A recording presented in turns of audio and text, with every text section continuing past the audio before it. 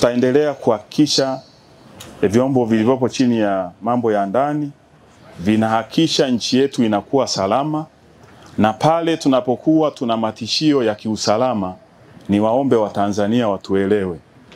Mtu anaamua basi tu kufanya maandamano, kufanya fujo.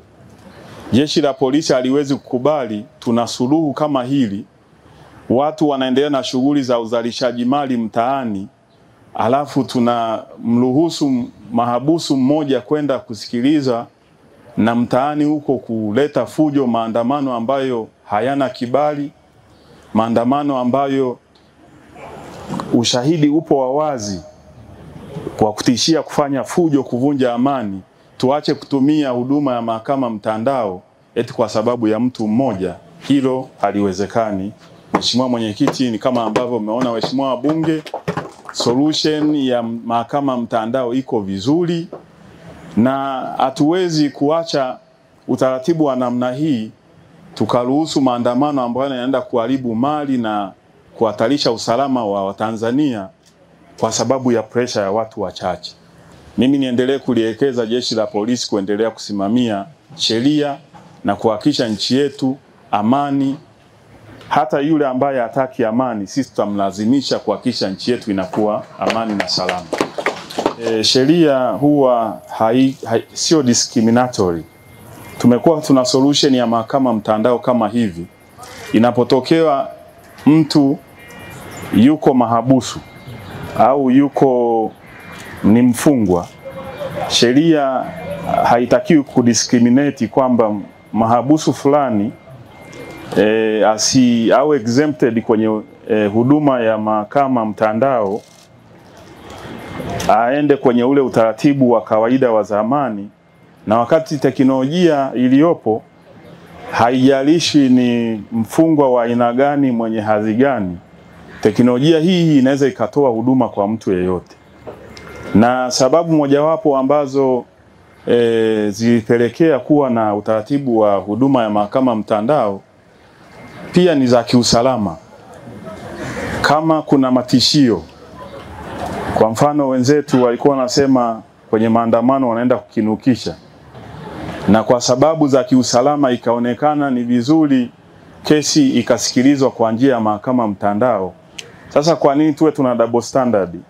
Wengine tutumie utaratibu wa huduma ya mahakama mtandao kusikiliza, alafu mtu fulani iwe ni exception. Jeshi la polisi linapokuwa lina taarifa za kiintelijensia za wazi na zisizo wazi, na kwa mfano upande wa maandamano ya Chadema, viongozi wa Chadema na Watanzania ni mashahidi, walisema wazi wazi kwamba wanaandamana wakakinukisha.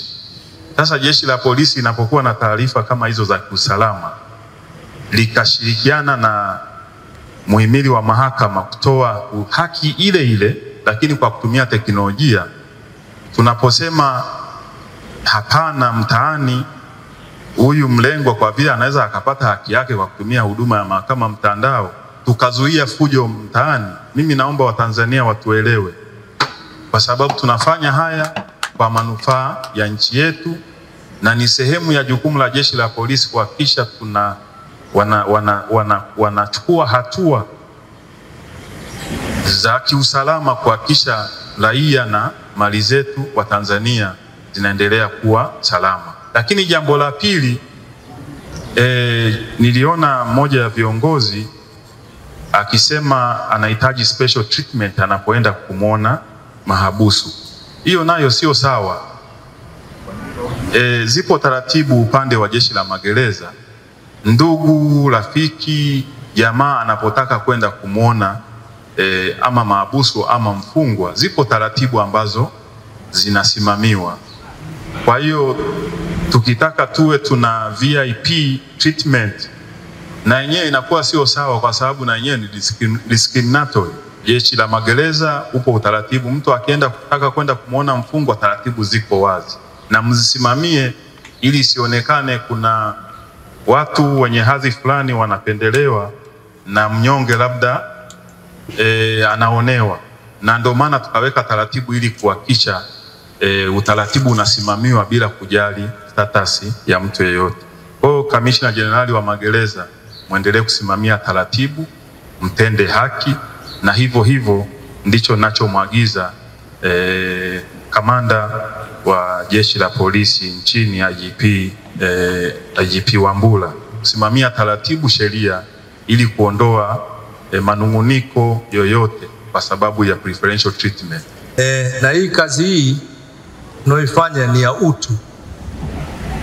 Hii Mheshimiwa Waziri tuliokuja kuifanya leo au mnaoifanya Wizara ya Mambo ya Ndani na Jeshi la Magereza ni kazi ya utu, kwa sababu mtu ambaye ni mfungwa anahitaji kupata haki yake, na usipompa haki yake maanake unamdhulumu utu wake. Sasa serikali yetu chini ya rais wetu Dr. Samia Suluhu Hassan iliamua au alipoamua kuunda pia ile tume ya haki jinai, ni kwa ajili ya kutekeleza utu wa watu, na tume ile ilifanya kazi yake vizuri, ilitoa mapendekezo yake, lakini pia moja mapendekezo ni haya tunayoshuhudia leo. Wizara yako chini ya magereza inafanyia kazi, hongereni sana. Lakini tunawashukuru mahakama kwa kuona kwamba kuna haja ya kuspeed up hii eneo la mahakama mtandao, kwa kuanza kutupa makasha haya 10 ambayo wameyagharamia wao, ili kuendeleza kesi hizi, kurahisisha usikilizaji wa kesi, lakini kuharakisha kesi za watu waliokupo ndani. Kwa hiyo tunashukuru sana. Session itaendelea akiwa hapa na atamuona hakimu au jaji, kama kuna mwendesha mashtaka atamuona, kama ana wakili wake pia atamuona. Kwa session itaendelea kama kawaida. Karibuni sana.